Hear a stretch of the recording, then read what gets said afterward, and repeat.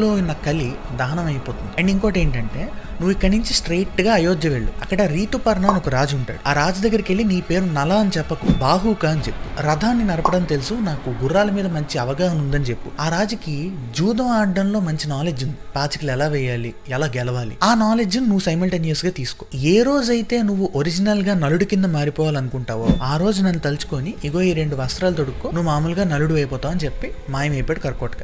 అయోధ్య వెళ్ళి ఆ రితుపర్ణ రాజు ఎదురుగా నిల్చొని నా పేరు బాహుక, నాకు గుర్రాల మీద మంచి అవగాహన ఉంది, అలాగే నేను బాగా వంటలు కూడా చేస్తాను, నన్ను మీ దగ్గర పనిలో చేర్చుకోండి అని అడిగాడు. సరే అని చెప్పి రథసారథి కింద నియమించాడు. సరే అక్కడేం జరుగుతుంది, విదర్భ రాజ్యంలో దమయంతి యొక్క తల్లికి తండ్రికి అంటే భీమా అనే రాజుకి వాళ్ళ భార్యకి దమయంతి ఎక్కడుందో నాకు బెంగ పెరిగిపోయి మనుషుల్ని పంపించారు వెతకమని. పంపించగానే సుదేవ అని ఒక బ్రాహ్మణుడు చేది రాజ్యానికి వచ్చి ఆ సునంద పక్కన ఉన్న దమయంతిని చూస్తాడు. ఎవరు దమయంతిలా ఉందని చెప్పి దగ్గరికి వెళ్ళి పక్కకి రమ్మని, మీరు దమయంతి కదా నిజం చెప్పడని అడుగుతాడు.